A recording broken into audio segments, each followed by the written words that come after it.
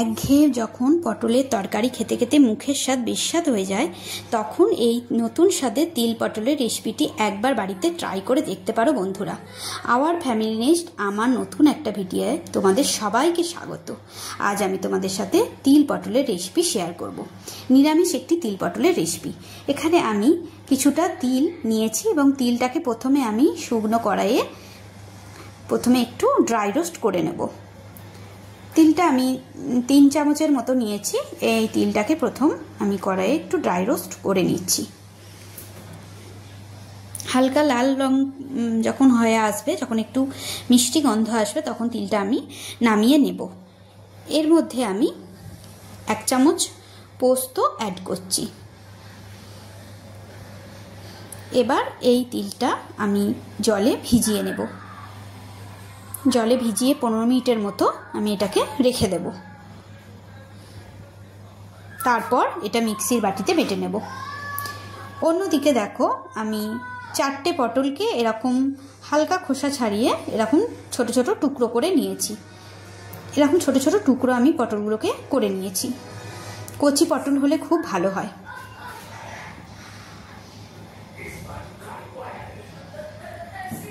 এবার পটলগুলো কি করব, লবণ মাখিয়ে রেখে দেব। এখানে কোনো হলুদ আমি ব্যবহার করব না।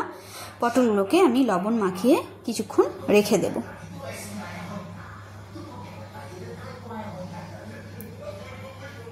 অন্যদিকে তিলটা যেটা ভিজিয়ে রেখেছিলাম সেটা আমি এখন বেটে নেব। কয়েকটা পাকা লঙ্কা দিয়ে, লাল পাকা লঙ্কা দিয়ে আমি তিলটা বেটে নেব। তাহলে একটা কালারও আসবে, কাঁচা লঙ্কাও দেওয়া হলো। শুকনো লঙ্কা ব্যবহার না করাই ভালো। এবার তিলটা দেখো আমি বেটে নিয়েছি। অন্যদিকে পটলটা আমি নুন মাখিয়ে রেস্ট করতে দিয়েছি। তিলটা আমার বাটা হয়ে গেছে। এবার আমি মূল পর্বে চলে যাব। কড়াইয়ে 3 চামচের মতো সর্ষের তেল আমি গরম করতে দিয়েছি। এবার একটু ফোড়ন দেব। কালো জিরে আর কাঁচা লঙ্কা আমি ফোড়ন দিচ্ছি। গরমের দিনে এই রেসিপিটি তোমরা করে দেখতে পারো। গরম ভাতের সঙ্গে খুবই ভালো লাগবে খেতে। একভাবে পটল খেতে খেতে আর ভালো লাগে না। যখন পটল খেতে আর বিরক্ত লেগে যায়, তখন এই রেসিপিটা একবার বাড়িতে করে দেখতে পারো।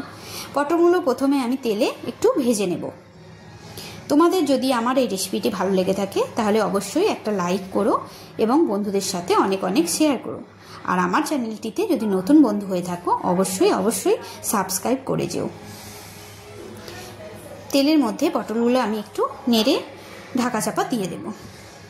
একটু লাল লাল করে আমাকে পটলগুলো ভেজে নিতে হবে। তো ঢাকা দিয়ে দিলাম। 5 মিনিট পরে আমি ফিরে আসছি। পটলগুলো আর একটু ভাজা হবে। গ্যাস কমিয়ে আমি 5 মিনিটের জন্য তেলেতে দিয়ে ভাজতে দিয়েছিলাম। তো আরও একটু আমাকে একটু নরম করে নিতে হবে। তো আর একবার আমি ঢাকা চাপা এটা দিয়ে দেব।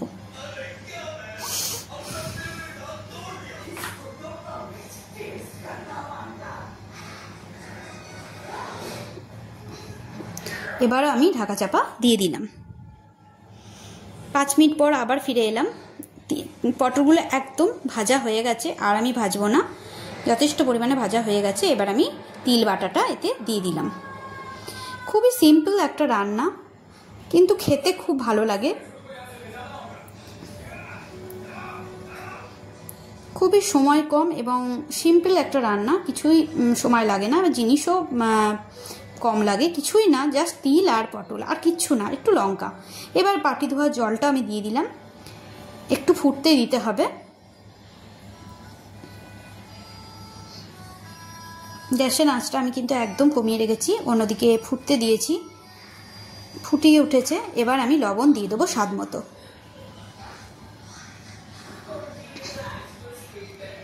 একটু সামান্য মিষ্টি দিচ্ছি, ভালোই লাগবে খেতে। একটু সামান্য মিষ্টি দিলাম। এবার আরও একবার আমি ঢাকা দিয়ে দেব। একটু নাড়াচাড়া করে আরও একবার আমি ঢাকা দিয়ে দেব। 5 মিনিটের জন্য আমি আবার একবার ঢাকা দিয়ে দিলাম এবং 5 মিনিট পরে ফিরে আসছি। দেখো একদম জলটা শুকিয়ে গেছে, একদম রেডি হয়ে গেছে আমার। একটু ভাজা ভাজা মতো হবে, শুকনো টাইপের হবে। এটা একদম কাদা কাদা হবে না। তিল পটল একদম শুকনো শুকনো করে আমি করব, কারণ গরম ভাতে এটা শুকনো ভাতেতে বেশি ভালো লাগে খেতে। তাই জন্য আমি একটু শুকনো শুকনোই করতে চাই। একদম শুকনো করে নেড়ে নিয়েছি।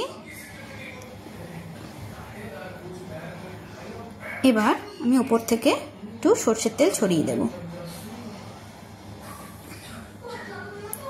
ওপর থেকে একটু সর্ষের তেল ছড়িয়ে দিয়ে আমি আরও একবার ঢাকা দিয়ে গ্যাস কমিয়ে রেখে দেব। 5 মিনিট পর আমি এটা সার্ভ করে নেব থালাতে। একদম রেডি হয়ে গেছে আমার তিল পটল।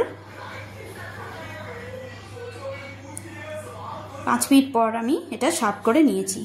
দেখা হচ্ছে অন্য একটা ভিডিওতে। আজ তবে এই পর্যন্ত। ধন্যবাদ।